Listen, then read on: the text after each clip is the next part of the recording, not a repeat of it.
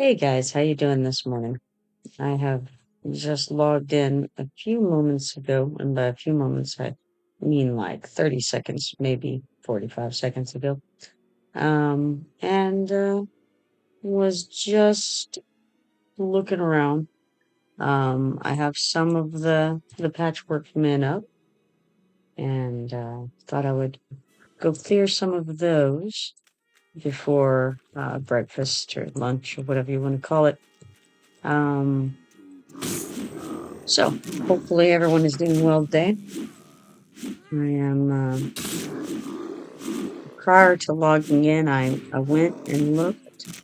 I had mentioned that in addition to membership, I had noticed that because you can't help but notice, they just pop things up on your screen all the time, especially on live.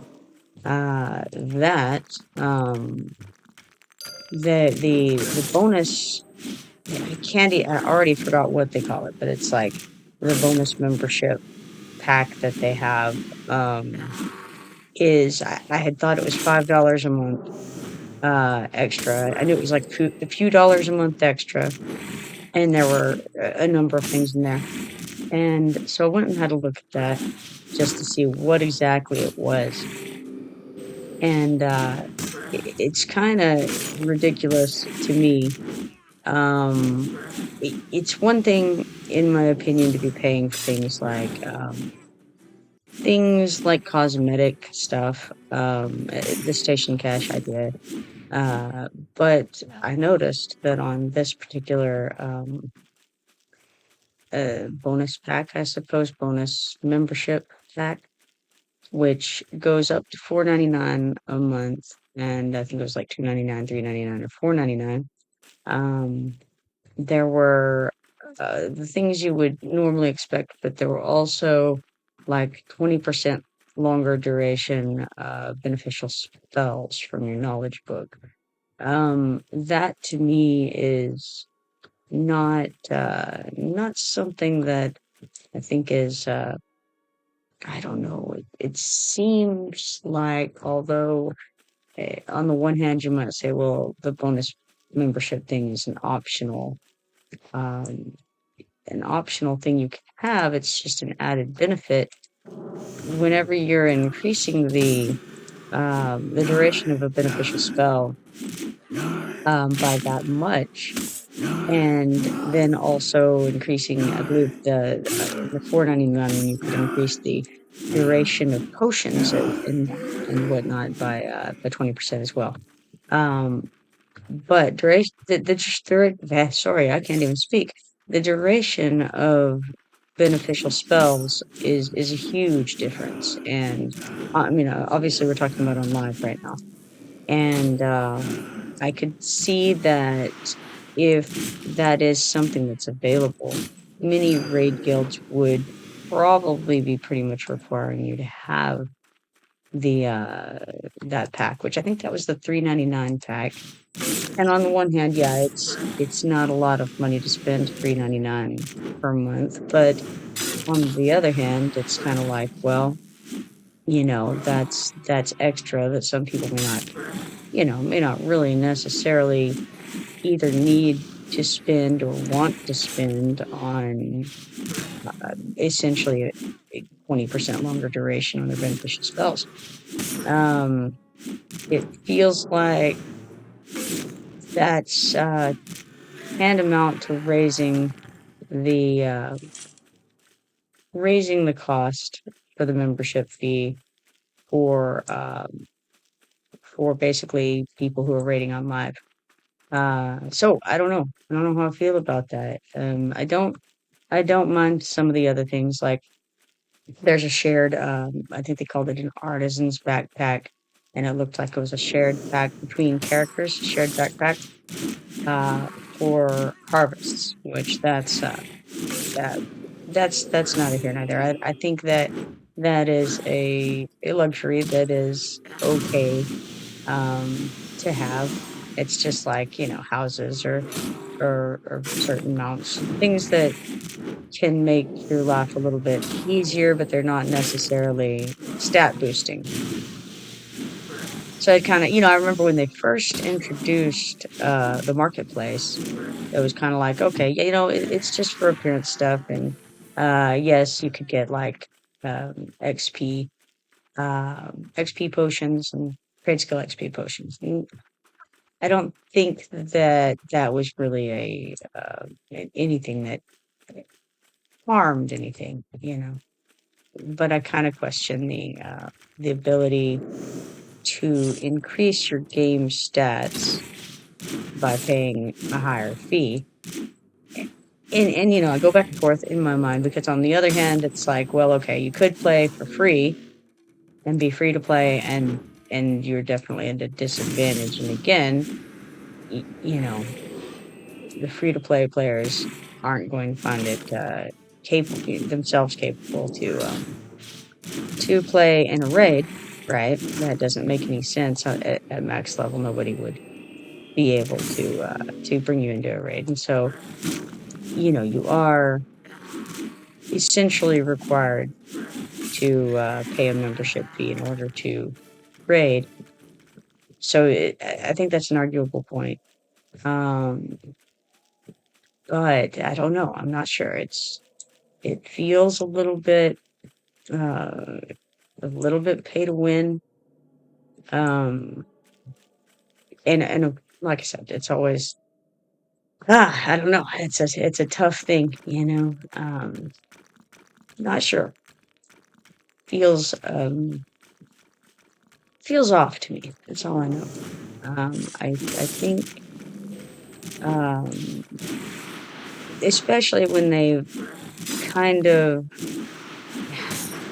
done a little bit to help with the pay to win situation by bringing Kronos into the game, allowing people who can't necessarily afford that extra membership fee every month to be able to still find a way in game to be able to pay for their fee, right? So they've eliminated that to an extent, but now they have this bonus pack situation going on. Not sure. I don't know. If you have any thoughts on it, I would love to hear them. But that's just kind of my 2 cents.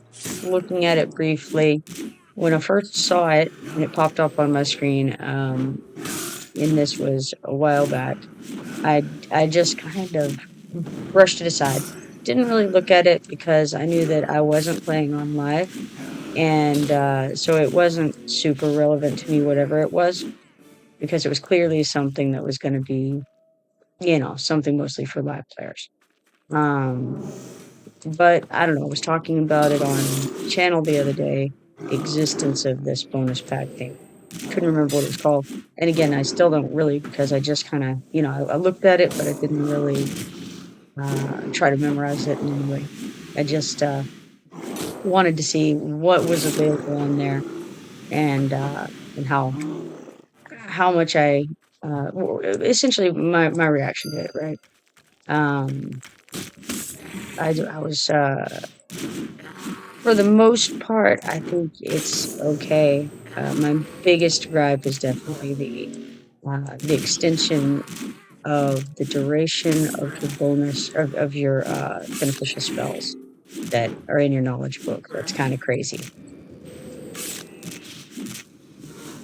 Even the extended duration of your potions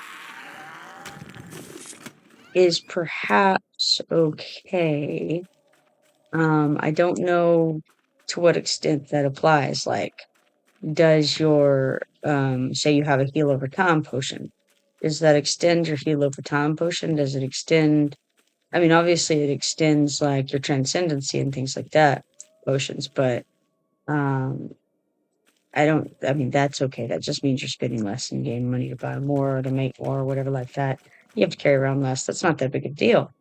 But if it's extending the duration of like how long your heal over time lasts, or how long, or if you have something that does damage over time, how long that lasts, then again, that's affecting it's not affecting your stats, but it is affecting your DPS, really, or your ability to survive. So I don't know.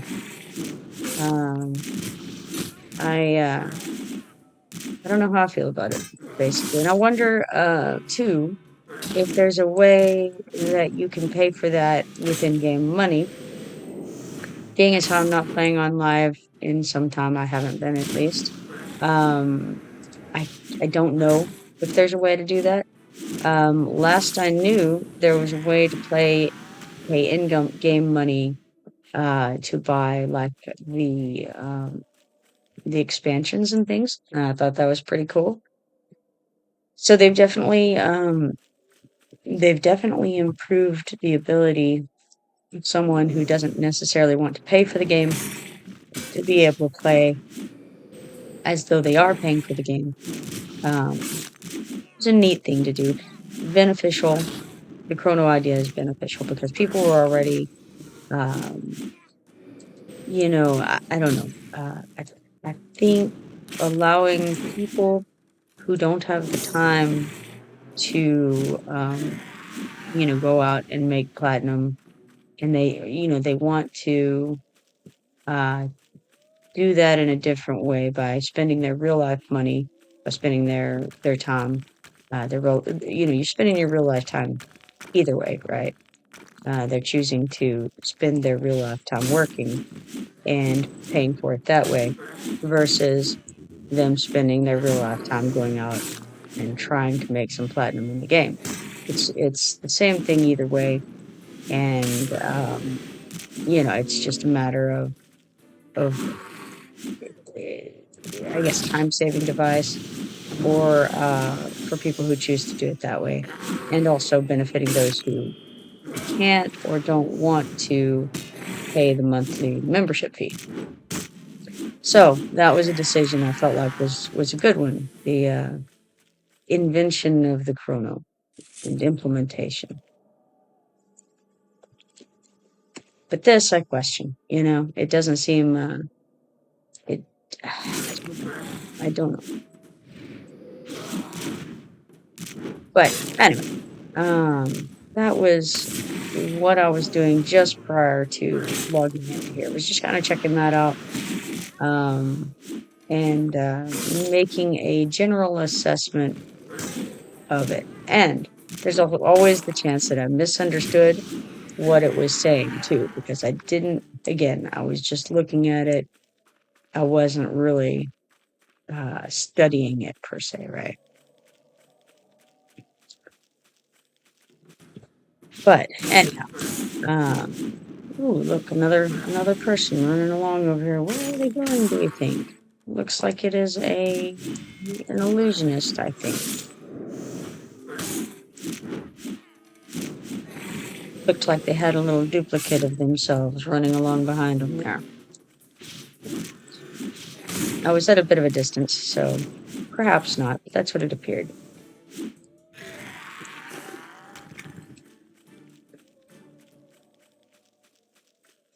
Now, back to the current task. I have a number of undead that I'm supposed to clear in this area for Dragoon K'naea.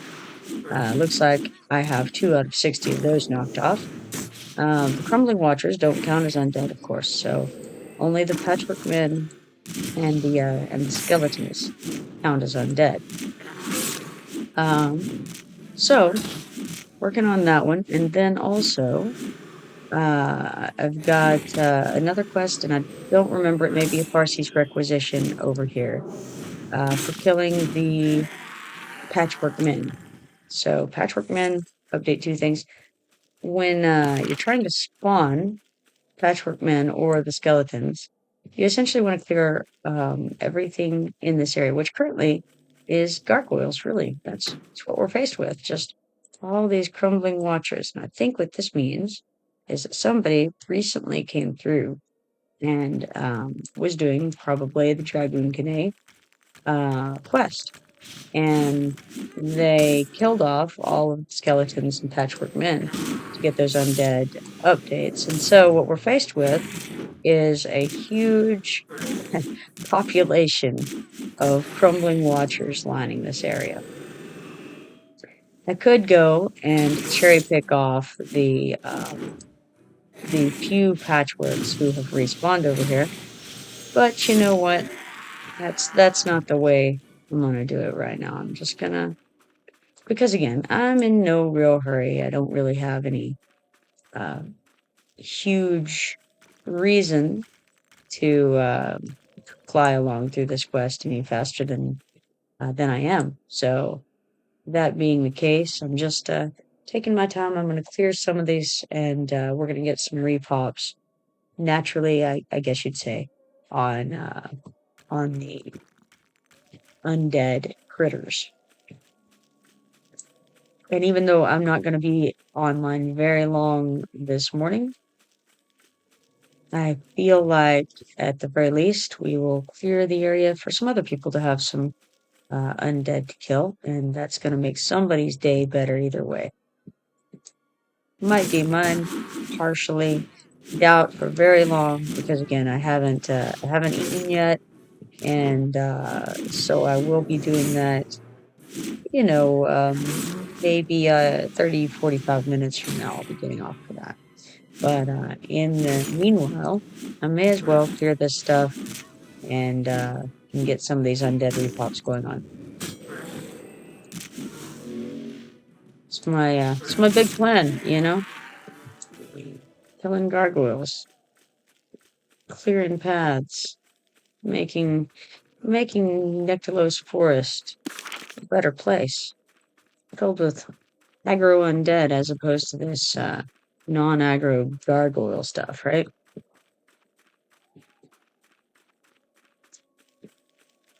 The decayed flesh beings are non-aggro undead, but the patchwork men, I believe, are aggro in their natural state. But I definitely have a good number left to go through, and I don't expect to make a lot of progress on it this morning. So any amount is a good amount. I've been just kind of slowly working my way through these Neck Forest quests. This one is a heritage quest. Dragoon K'naea of the Thexians is over. Okay, the easiest way to describe it for people who have played on live is that he is south of where the Darklight Woods entrance will be. So he's over there beside Pixazor, who's needed for one of the quests around here. I think Pixazor Nast or something like that. Let me see. I've got a note for him around here. From him around here. I think. Yes. Pixazor's a Nast is correct. Alright. So Pixazor's over there. A bunch of Thexians are over there, and later the entrance to Darklight Woods will be over there. In that area, it's north of the Bear Caves. So, if you want to pick that up, you can pick it up from him. If he's not up, that might mean that he was recently killed. So, just wait a few minutes. He'll probably pop.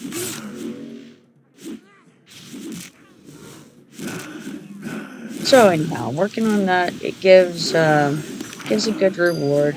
All of the heritage quests gives good rewards. So it's great for Berserker, Guardian, Paladin, and Shadow Knight, as you can see here. Shiny Breast Halberd. But 14 strength at level 28, 10 stamina, 7 agility, 40 health, 40 power. Two-handed weapon, though. So that's something to keep in mind. I guess the key thing for me is that first of all, I like to do quests in general. Second of all, I specifically like to do heritage quests. And one of the reasons is because it gives very good status point rewards. So, not only do you get XP for your guild that way, in a great little bundle, you also get status points for yourself that way. So this is 23,250 status points for this. And of course, your guild will get a tenth of that but you'll get the whole thing. And one of the benefits of that is being able to get crafting tables in your house. You have to have a certain amount of status uh, with the Trade Skill Society over there, I think, in order to get a crafting table in your house. And then you pay, I don't remember how much in coin. Hey, Mr. Jelly, how you doing this morning? But you also pay, I think, 498,000 status points, which is a significant little amount for this server. So getting that 20 some odd thousand status points from each of the HQs at this level is not insignificant. So lots of reasons to do heritage quests. I recommend them for sure. So what are you up to, Mr. Jelly?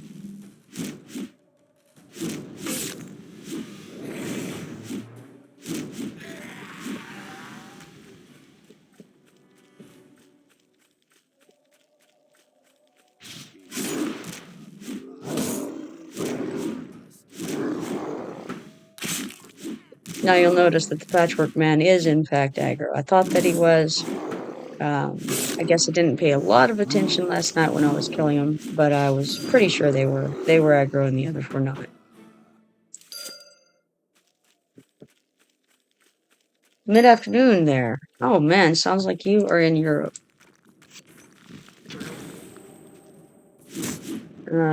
Looking for blackened iron clusters. Yeah, that's exciting. Are you in Antonica or are you in Commonlands?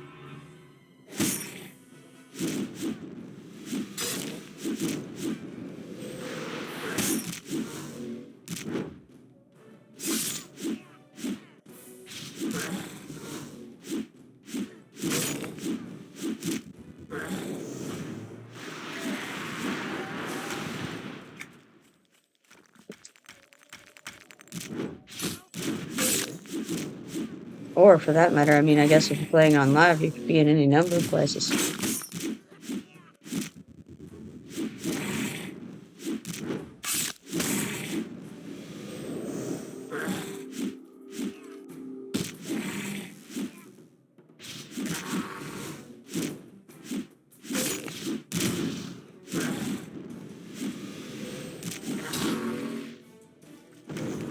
I considered logging over to live, and I considered it yesterday to go see my friend's Halloween decorated guild hall. That I'm sure he's very proud of it. He's a wonderful decorator. And I know he wants to show it off. I hesitate to log over there. But if I do log over there, I could go and show you guys the different Halloween events there are on the EverQuest Live server, which is EverQuest 2 Live server, rather, um, which is a pretty cool event. You're in Commonlands at the moment. Tried Antonica with no luck. There are certain areas that you can find the stones easier. So, at this stage of the game, and I'm sure you probably already know this, but just to let you know in case you don't, it was more rational where things were. So if you wanted to find rocks, go in a rocky area, right? If you want to find, bushes, then go somewhere with a lot of foliage. So there was some sort of rationality at this point in time to where the different nodes spawned, So you just kind of think about it and go, okay, hey, you want to find a fish? Well, that's going to be in the water. That's an obvious one, right? And that part at least still stays true to on live. You don't just go along and hey, here's fish floating in the air so much. Um, to a large extent, that's true anyway. But it's definitely true on this server, and particularly in the Shattered Lands, that if you want to find a certain type of node, go to where that node would naturally occur, right? So that's my harvesting tip of the moment.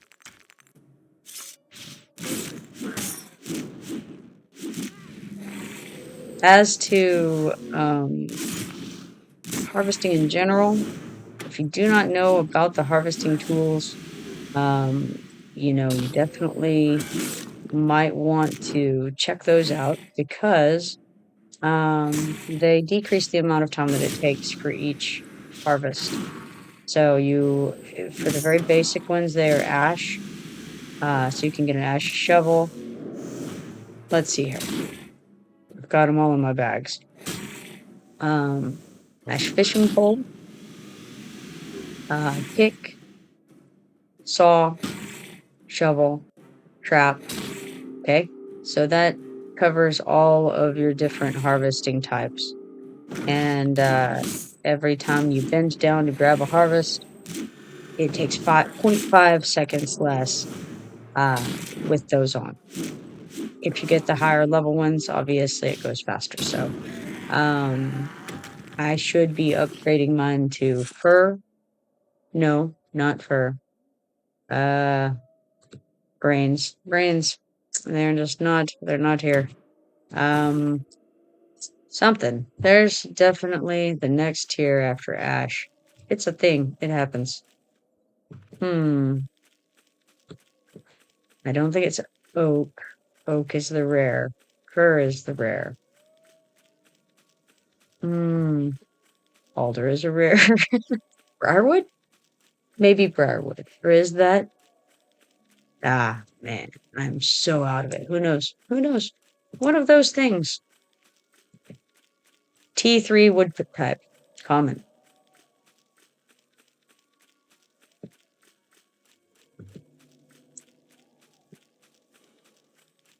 But I need the T4 wood type.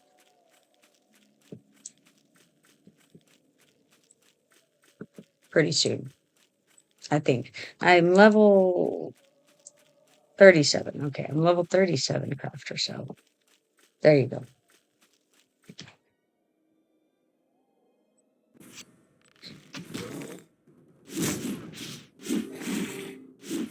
Anyway, it'll help you go a little bit faster if you can get those tools. And, you know, if you know a woodworker, they can make them. So, or if you are a woodworker, you can make them.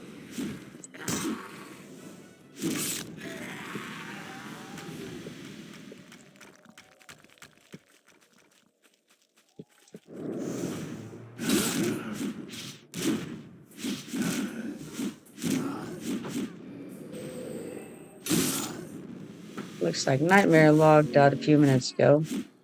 14 minutes ago. I was not paying enough attention. There goes this illusionist running by again. It's actually the pet. He ran by going the other way. Now he's running by going this way. It's interesting. I think they must have gone to the area around Neck Castle. By they, I mean the illusionist and his pet.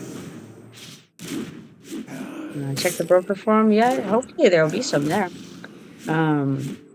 If not, then woodworkers, come on, let's get it together here, you know? Let me know if you see any and what price they are, how exorbitant the broker prices are.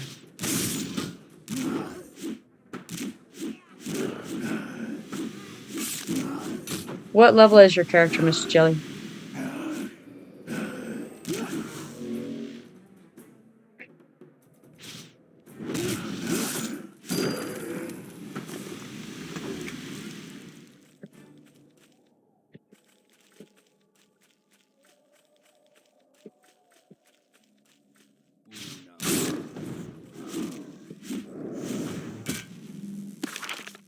Now you'll notice that the repops are a random smattering of patchwork men, decayed flesh beings, and crumbling watchers. So this is what happens when you just clear everything and let it pop back up in the random fashion that it is. 15 Shadow Knight, 16 Scholar. I think you had mentioned yesterday that you made 14 Adventure and 14 Trade Skiller. Is that correct in one day?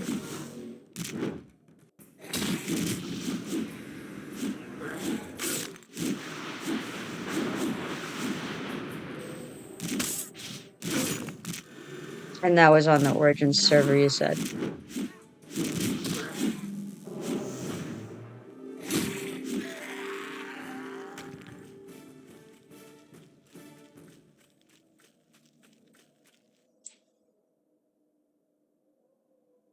How long had you been gone for?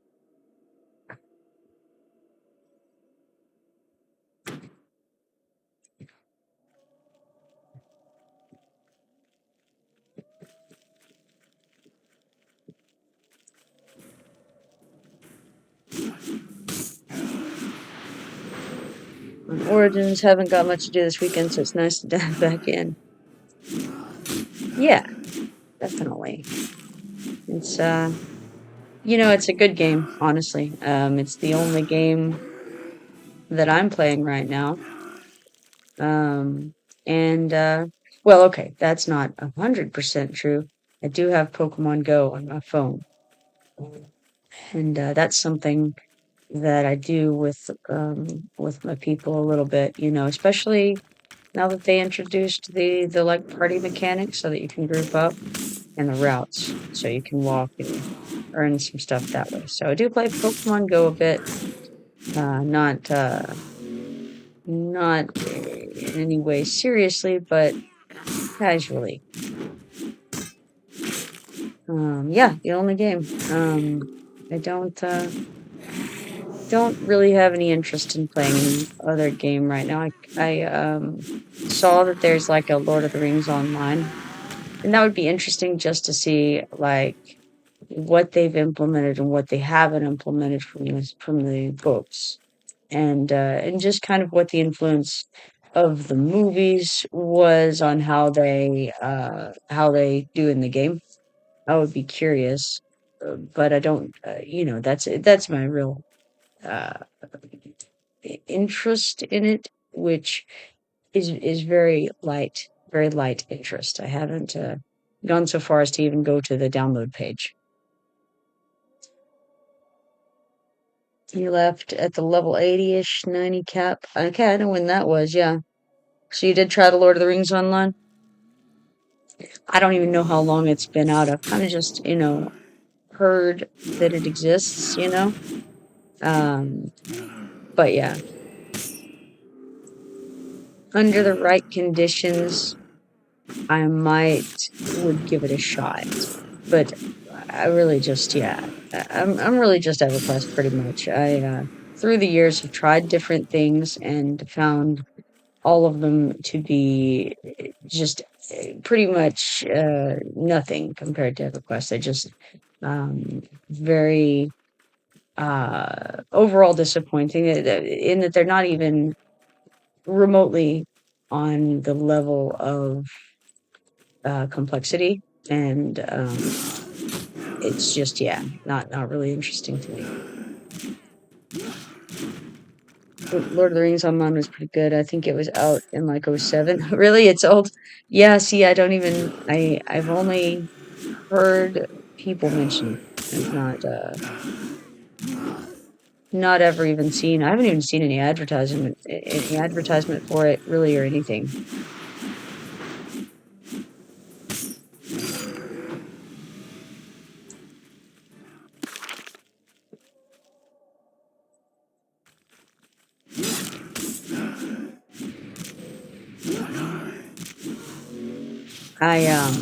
I played um a variety of other games that I tried out. I did I guess probably the second biggest MMO that I participated, like as far as like my participation level goes, was City of Heroes and City of Villains. I did enjoy that. It was something that I would do every maybe 5 or 6 months, um, while it was running. I came in on it fairly early. Had a friend who was really into it, and so made some characters fairly early on in that game's existence. And I would go play it for a while, but I'm talking like 2 to 3 weeks, right? So I would go over, play it for 2 or 3 weeks, and then come back to EverQuest. and that was how I did for a very long time. It was really cool. The character creation was incredible.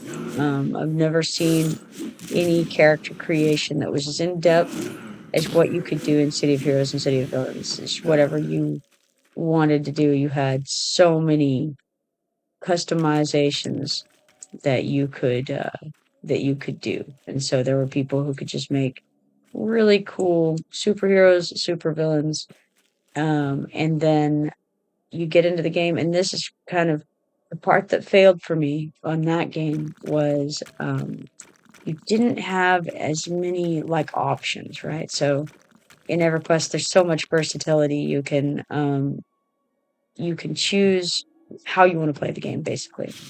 Um, with City of Heroes, you're pretty much you're an adventurer, and you're going out. If you're on the hero's side, you're going to be going out fighting crime in one way or another, which is all fine and well because it is, it's based on the comic book world, so of course that's what you're doing, right? And if you're a villain, well, then obviously you're going to be you're villainous, right? So you're doing villainous stuff. So I get the concept, and it's the premise of it is fulfilled by the gameplay, but it doesn't um, it doesn't cater to other playstyles the way that EverQuest 2 does. So, um, and I say doesn't, but I should say didn't because it hasn't been an official thing in a long time now. Many years have passed since City of Heroes and City of Villains was shut down. So, but that was one that I went to while it was available. I played Star Wars Galaxies for a small amount of time. My play over there was very limited. I may have had a count for a couple years, but technically played on there. But realistically, the game did not run well on my computer that I had at the time. And so I spent most of the time, like if I was trying to run around with someone, I essentially had to have like this, I'm looking at the ground, and and that was because I could not, just my computer couldn't handle that game at all. And also, I ran into the same issue where I'm not great at like sandbox games where you don't have any kind of real guidance on what to do. I really like the quests in EverQuest 2 because they really give you, and not just the quests, but the collections and all the other things like that, because they give you something to work toward, right? I'm not the type of person who likes to just go grind for the sake of grinding. And so, like, I'll go out with friends and do that. But if left to my own devices, going and like running runny eye 500 times is not my idea of a good time. So for me, I need some purpose. And I did not find that I got that with Star Wars Galaxies. It just wasn't a thing. I understand that the system was very complex, but like I said, whenever you're sitting there and if you go out to fight, you're just sort of having to stare at the ground and put somebody, follow someone around, uh, and not really see what's going on or understand what's going on. That's not the greatest place to be. So, what I ended up doing with that character was, I made an entertainer, and in her case, she was a dancer. And so it was a lucrative thing to do, and basically all you would have to do is make a macro. And so I had a macro that I had made for it, and you would just turn on your macro, and then you could essentially walk away, or you could engage with the other players. And talk to people. But it, like I said, it wasn't great for me for various reasons. But Star Wars Galaxies was one that I did technically play. Also did a little bit of Guild Wars 2. Or no, not 2. Number 1. Guild Wars number 1. Never did do Guild Wars 2, although I've heard a lot of good things about it. I didn't do that for very long because it was, again, just not as engaging, and ended up being like, yeah, the first thing actually that struck me about it, and this is such a weird thing to be a turn off, but the first thing that struck me about Guild Wars was there was no jump feature. So I remember going to the first kind of barrier, and it's like a little dip basically in the landscape, and just thinking, oh well, space, right? You jump, and hitting the space bar, and then nothing happens, and I'm like, wait, what? And I try again. Nope, no jumping, right? And then I'm like, okay, so obviously it's a different button. I check the keyboard layout. There is no jump, and to find out that you cannot jump in this game was kind of mind blowing, because it's like, this is such a such a simple thing. And I don't mean from a programming standpoint. I mean from a gameplay standpoint. It's a basic move, jump. Mario Brothers handled it. So I was very put off, right, by there not being a jump feature, and that was like the very first thing that stuck out to me. Then, followed by that, was the questing and the lack thereof. The fact that you had a very streamlined quest line, and you didn't have really a choice at all. So I guess the thing that gets me about EverQuest, the most, I don't know, like, again, it's just a wide variety of things you can do. You can, you have choices, and also, it's like, if you want to figure out, okay, I'm here in the game, what should I do today? There's a lot of options, but one of the easiest things is just look in your journal and see what you have in there. It's just kind of a way to help you have something instantly that you can work on. But you don't have to, right? And that's kind of, I've mentioned this before. One of the things that I think is a failing of Live right now is that you have to do a certain quest line in every expansion that's coming out. And it's like, you can't play with your friends in group zones until you have done those. You pretty much are normally going to be soloing them unless you have a group that you're working concurrently with, because you'll be on different steps. And personally, I don't mind going back and catching people up on steps like that.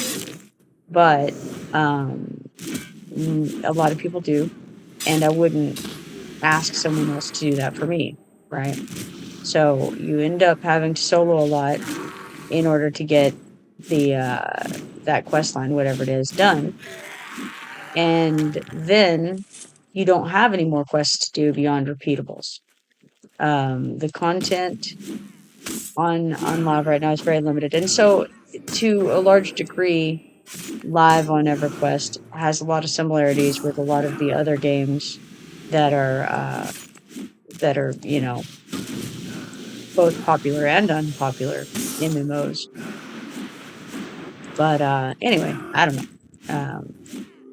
Like I said, that's not really my idea of a good time, and maybe even now, I might even say that even now on Live, it's more, there's more degree of versatility, and there's more degree of options available than on most games still. it's just not enough for me. So that was that. I did try WoW for like back around 2007, I think.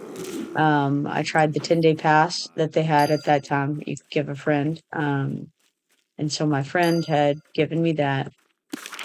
Wasn't interested in that.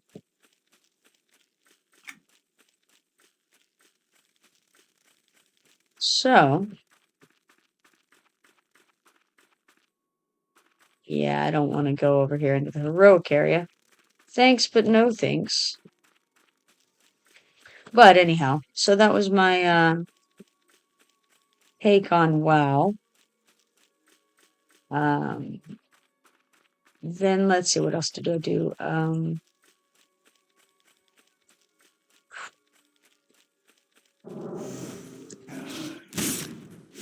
I did whenever they came out with the thing that they were planning to do as like EverQuest 3, EverQuest Next was what they called it. Was EQ2 the first MMO I ever played? Yes. I played it in January or February after it came out. Never did regular EverQuest, and I had never done any MMO prior. But I mean, honestly, when EverQuest came out, you know, there weren't that many options. World of Warcraft wasn't. I don't know that. I don't think World of Warcraft was quite out yet when EverQuest 2 came out. But by the time I started playing, I think it was. Like I said, it was January, February after. So, but I never was interested in that. And yeah, it was just it was so cool. I was not interested prior to playing it in playing it. I remember we were absolutely broke at the time, and I did not feel that we could afford a video game of any kind, really. And my husband at that time was being encouraged to get the game by his coworkers, and I kept saying, "No, we cannot do that." You know, it was like, I don't know, $20 or whatever for the game, and then there was a membership fee on top of that, and I was like, "No, this is not acceptable." It was a big deal. I'm like, you know, we can't afford a video game at all. And he essentially just kind of ignored my my opinion on that, and got it anyway. And so then when he installed it, I was very like, oh my gosh, you know, you're spending all this time, all this money installing this video game that really we can't afford to have. And then I remember the game, it like the very first thing that happens, like it's like you go into this whole trailer, and I don't know if you played at the time, but there was this whole like scene with Antonia Vale and Lincoln Lear, and it was a super cool trailer, right? And I was kind of like, okay, so that's actually really cool. And the music, you know, and then it's like EverQuest 2, where adventure comes alive. And I'm like, that's so cool, right? Like, I can't argue with the coolness factor of that trailer. And then, and I'm still like, but still, we can't afford it. And then, and then it goes into the boat ride, and it's like this music hits you, and you're just like, oh my God, you know? All right, all right, I got to try this out. And then you're in. And then the fact that there was this just musical score all the way, and you're just going through the Shattered Lands. And man, the first time I went into Thundering Steps was just phenomenal, right? You get that music, it hits you, and it's just incredible. And I've never experienced that with any other MMO that I've tried. Um, just really, really awesome. They did a great job. It's too bad they didn't do the advertising that they ought to have done, because I can't imagine that people in general, just as a whole, could have gone into that under those conditions and at that time period and not just been wowed by it. Yeah, of course, yeah, you got to remember it because it's just so it was impressive, right?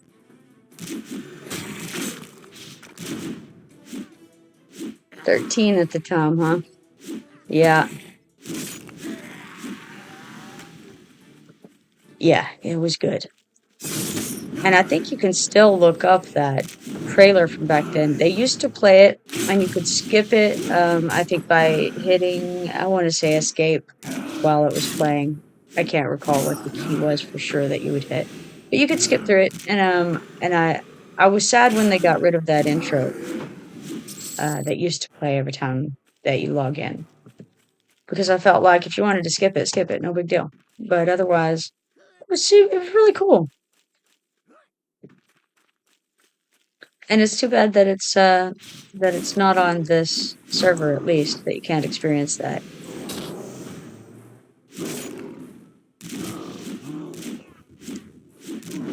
It was definitely never a game that held you by the hand.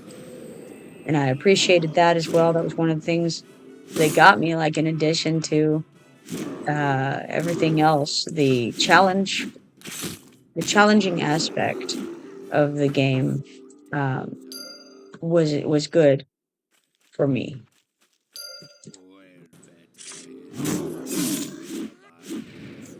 I know that it was bothersome for some people because they found it frustrating. And at that time, it was not quite like, and if you played at that time, which you are indicating, then you know what I'm talking about, because this server is reflective of that time period, and yet it isn't. It's not quite there. There's a lot of benefits that have been brought over from live that weren't there at the time. And I've mentioned one of them being armor sets. I love armor sets. I think they're great. Everyone should use them for whatever it is that you do, because you can have different armor sets for different things, and it will behoove you to do that. But anyway, it wasn't available at that time. Whether it should have been or not is arguable. It makes the whole thing more foolproof and faster, changing out gear. Or, you no longer have to remember what is in your armor set. You stick it in there, you set it, and you walk away. So it eliminates some degree of error. Good morning, Mason Man. Um, and while I think that's a good thing, it's still not reflective of what the game was like at that time. Coin does not weigh anything in this, and I don't remember what year it was that they got rid of the weight of coins and the necessity to have to go to the bank and exchange things, right? So if you could have, like, 572 copper in your bags, and then you'd go to the bank and exchange that for 5 silver and 72 copper. And this would decrease the weight that you're carrying around, in addition to being easier to figure out how much money you actually have. So yeah, there were a lot of differences, I would say, when the game first came out versus what things look like on Origins right now. The bag size being another one. Backpack size is significantly larger now than it was at that time.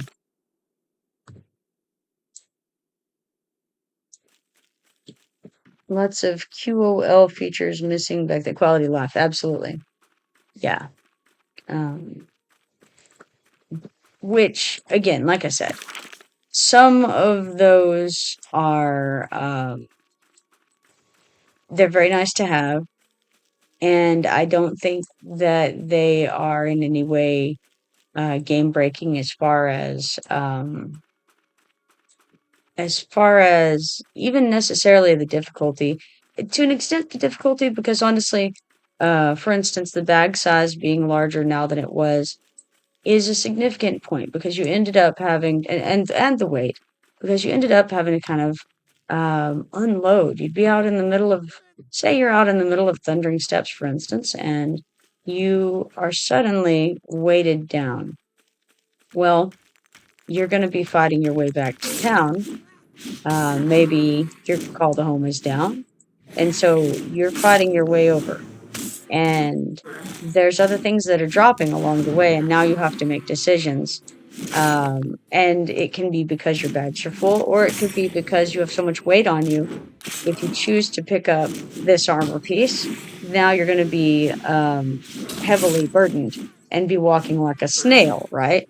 So there were levels of slowness as you became more burdened, and so you already knew you were lightly burdened, and you know that if you take this plate piece that dropped, now maybe you're going to be heavily burdened, and that's a big difference in speed.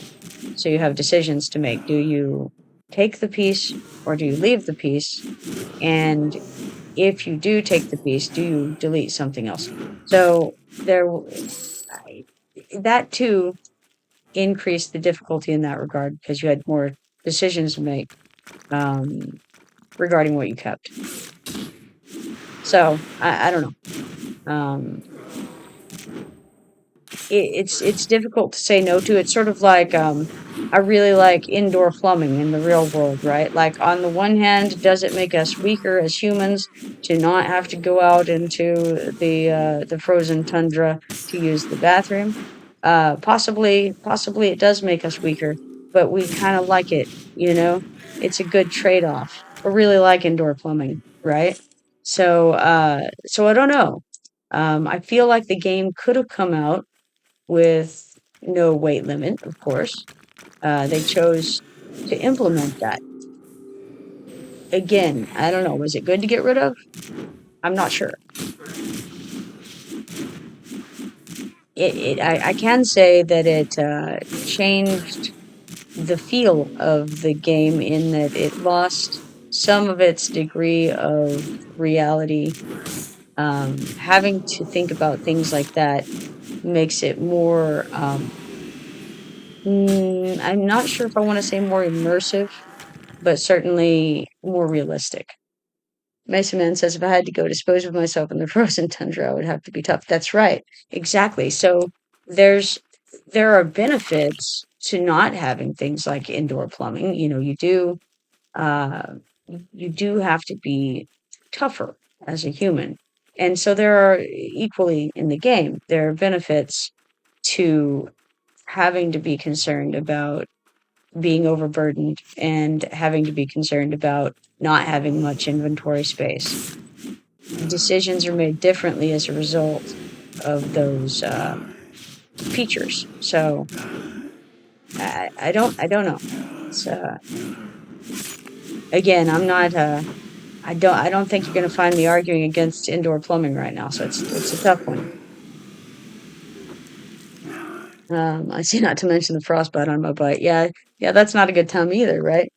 EverQuest 2 says having to go to the bank to convert copper into silver or whatever to lighten the load was interesting. Yes, it was interesting. And I think that it was, again, it brought a level of reality to the game that getting rid of that took away. Um, it was a cool feature. And another thing was, EverQuest 2 did not actually explain that to you at any point. Like, hey, by the way, this stuff adds up and it's heavy, and you're gonna have to go to the bank and convert it to some smaller coinage. It never said that. It was just like you had to figure that out, and other people in the community maybe would let you know that that was a thing. Um, so here's this other person also working probably on this quest line, I would imagine, with a couple of folks. Well, you know what? That's okay. I can go do something else while he can get these. But anyway, yeah, it's a fine line between interesting and a pain. Okay, yeah, but again, on the one hand, it is a difficulty. On the other hand, there is something to be said for the realism of it. Of course, that being said, like, you can go hungry in this game, and you always could, without dying. It's not like you have to eat and drink. It's not like you have to go take bathroom breaks. And would that be something that would be a good thing or a bad thing if it were in the game? Um, I don't know the answer. Uh, on the one hand, it would be rough having to keep that kind of thing going. On the other hand, would it be more immersive as a result? Uh, Probably, yes, probably it would. So, there's a fine line here, and I don't know what the right answer from like a developer standpoint is on this. Fine line. Yeah, I agree.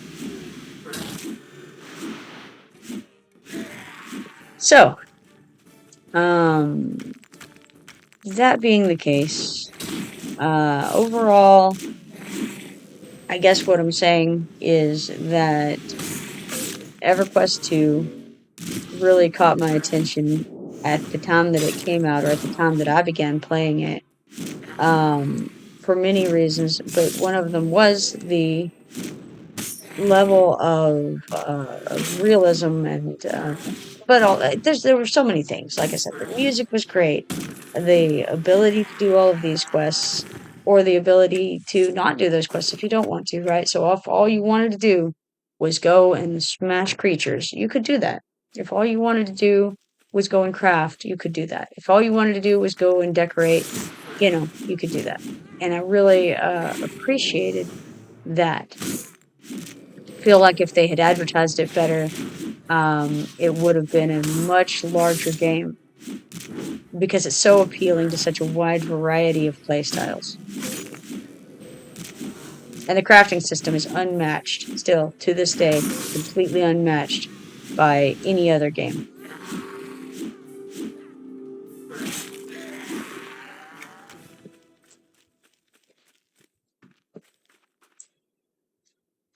Gonna get a little bit of health back before I go in for this next one.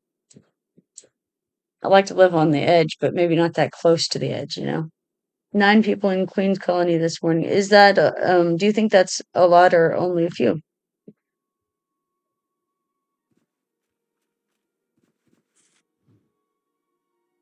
Ah, huh. This fellow came and stole my patchwork man. Oh well. Apparently, apparently the people are out and about wanting to do this Dragoon K'naea quest today. We've started a trend here. It's alright. They probably heard me saying I was going to clear out all these crumbling watchers for somebody to do the quest, and they were like, hey, I am somebody. They'll come. It's a lot, yeah? Let's see here. Looks like we've got 10 players in Neck Forest. I think most of them are right here beside me. But but yeah, obviously Neck Forest is much, much larger than Queen's Colony.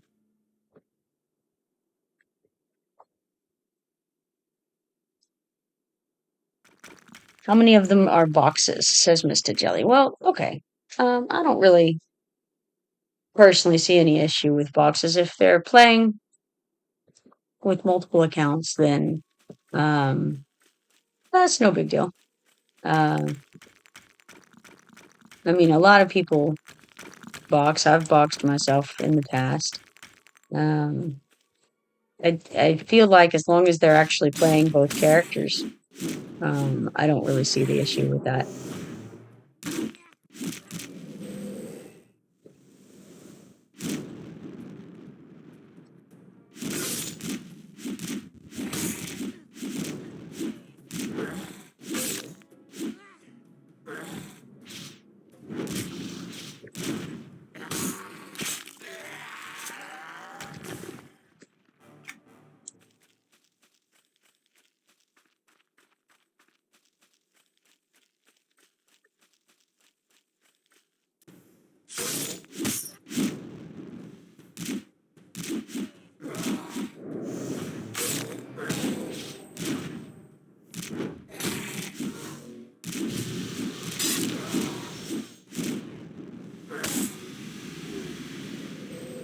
Now, I was hearing somebody tell me yesterday that that the evil side island,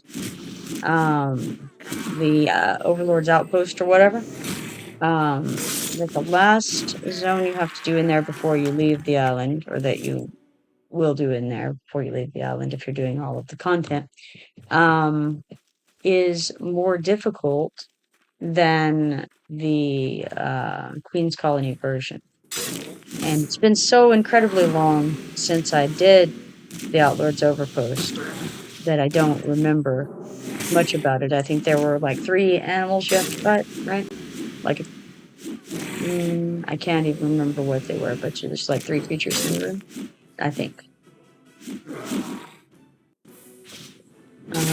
Let's see. Mr. Jelly says I don't have an issue with them. A guy with 2 just stole my mob.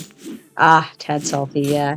Well, okay, but unfortunately, when someone steals your mob, that says more about the person than it does anything else. So there's that. Let's see. You can lock your combat so that if you are fighting something, no one can jump in on that. Let me see if I can find that in the options. It's been a while since I messed with it, so I'm not sure if I can. There's your combat bubbles.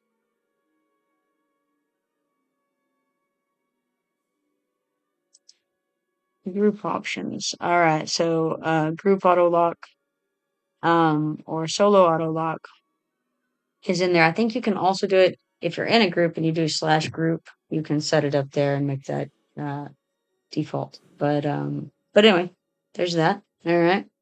EverQuest 2 says I box and unrest in that other zone where you need to hit 2 levers at once. Yeah.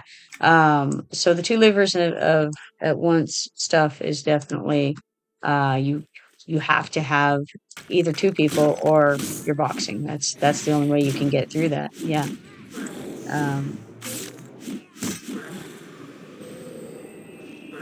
I did it yesterday, tricky solo but doable. Okay, you're talking about the Overlord's Outpost.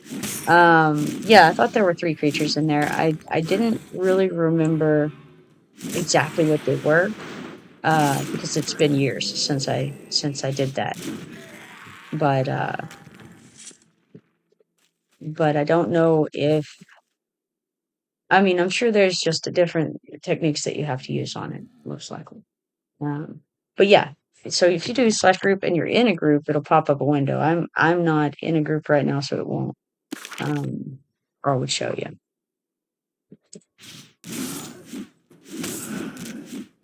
And if you do it that way through the /group, you'll want to be sure to set that as your default when you do it.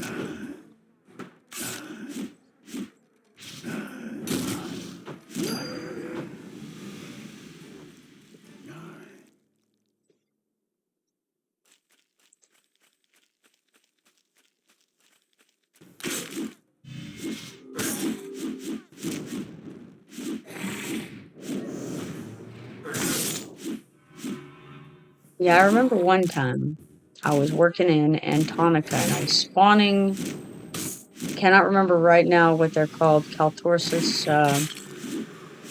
I don't remember. I was doing this quest though. I know that, and you have to spawn something around the foci of decays in the area around the Kaltorsis ruins.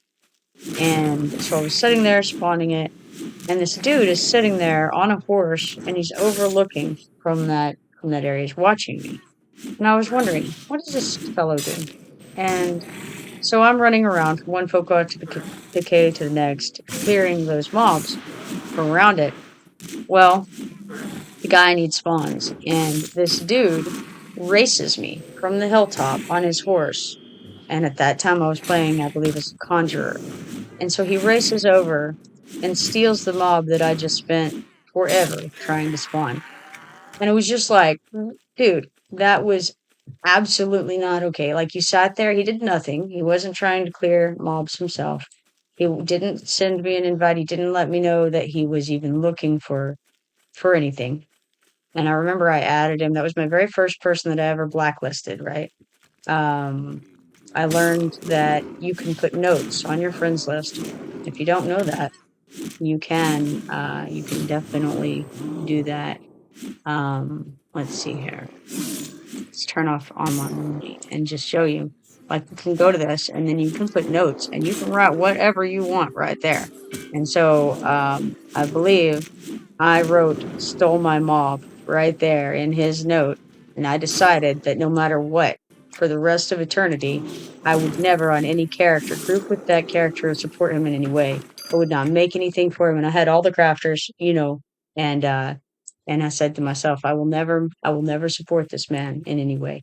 And so from then on, and I had a blacklist, and certain people, if they did things that I felt were just absolutely uncalled for, and rude, I would add them to my blacklist, and then every character would copy that over. You can save your friends list and load it on new characters. So every character I made, I would load the friends list and not only have my friends, but also have those people who, in my opinion, did something egregious enough to justify being stuck on that list.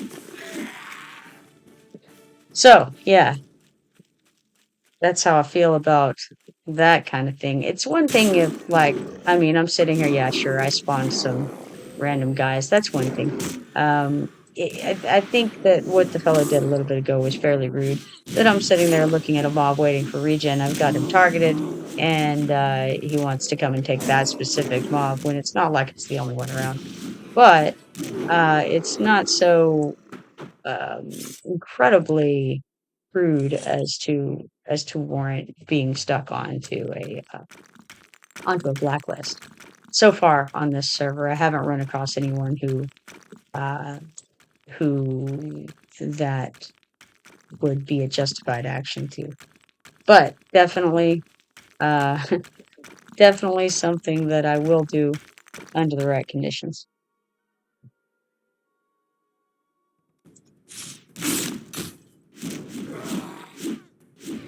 For the most part, I find that people are pretty, pretty reasonable. A lot of them are nice people on here. And even the ones who aren't especially like actively nice are not horrible, you know, selfish, rude humans. So I like that. You have been warned. That is correct. That is correct.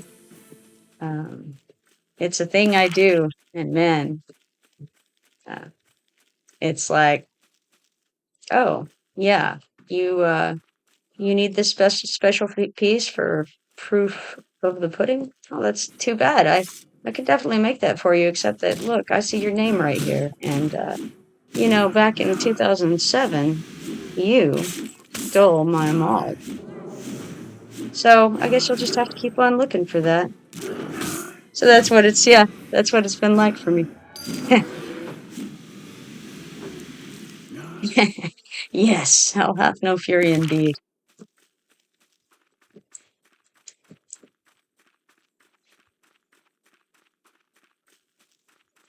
It's just, I feel like this is a video game, right? And there's no reason to be incredibly rude to someone because just because they're pixels on a screen doesn't mean there's not a person on the other side of that screen. And so I think that people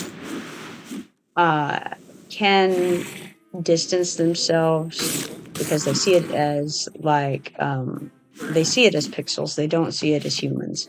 And they like, would you do that to someone if they were there in person? I mean, most of these people probably would not, right? Some of them would, because some people are just really rude. But the vast majority, I think, of people who would do things like that in the game wouldn't necessarily do it in real life. But at the same time, I don't want to encourage that behavior. So, exactly, back in '07, that's right. And I'll totally be like that. Well, see, I got a note here, and it says that you did this. So no, keep moving, friend.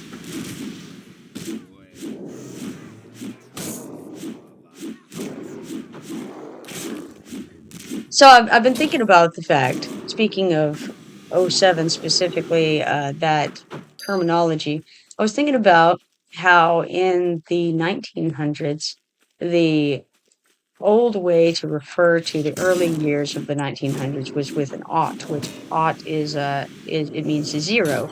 So that would be like back in '07, da da da da da, right?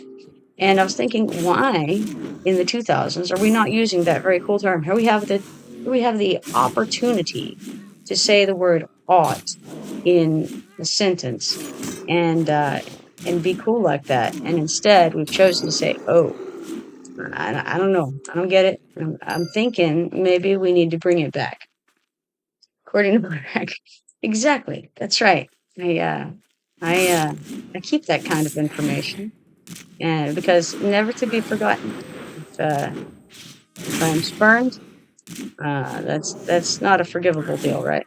Because I'm actually really easygoing, and it typically takes a good bit to get under my skin. So, if someone has done something worthy of making my list, I know that it was significant. So intentional, that's the fact of it, right? Like if the dude had just run up and he maybe could have been argued that he didn't know I had been sitting there spawning these things for 30 minutes, then I would have said, okay, well, you know what? Maybe he just jumped in, he wasn't aware, he saw what he needed, he ran and got it, right? But to sit there and literally watch me do it and not move from that hill and then run in and steal my mob. That's adding insult to injury, and I was not okay with it. The fact that I remember that at this point in my life, and it was, ooh, I don't know. It was a long while ago that this happened because it was my first character, my first main, and it was in Antonica. So it may have been 2006.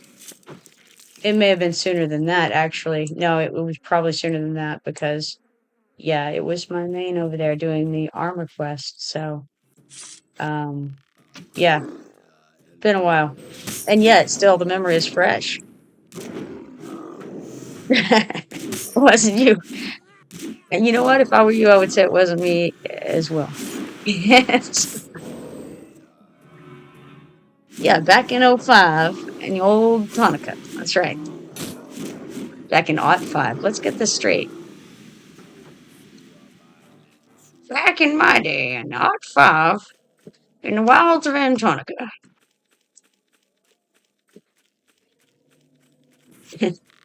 Something like that. It's a young whippersnapper. I like it. Let's do it.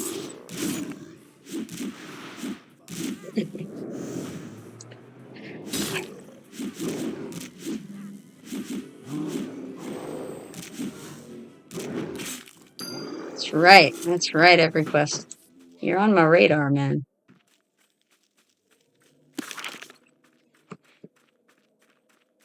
Proof of the pudding isn't out yet, but you know what? It may be someday.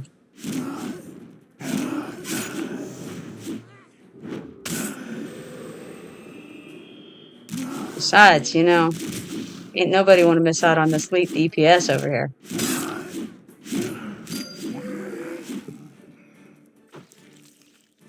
But yeah, it's to the extent it wasn't to the extent at the time anyway when I was playing on live that if I was invited, to a group and the person was in it, I'd be like, no, I'm not playing with that individual. But in addition, I also wouldn't even I wouldn't you know buy from them either. If I saw that they were selling something, I don't care if they're the only person who has it. I would not buy that item because, in my opinion, that would be supporting that person. So, no, nope.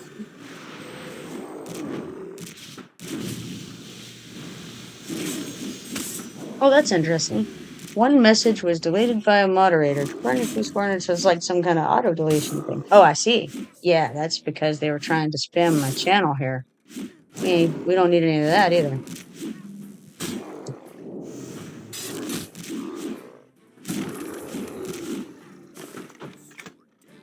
Finally figured out how to ban people in the channel. So that's cool. Speaking of such things.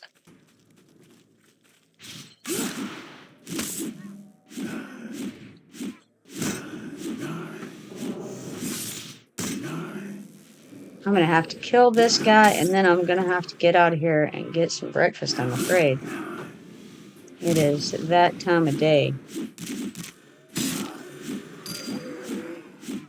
All right. Hey, I did manage to get about half of the dudes I needed for Dragoon K'naea quest, so moving right along in that regard.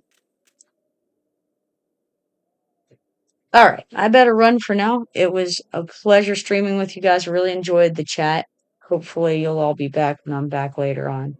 It's going to be at least a couple of hours before I have a chance to log back in today. But yeah, hopefully I'll see you all there. If you haven't followed me yet, be sure to do that so you can see whenever I'm going to go live. And hopefully I'll see you then. Bye bye for now.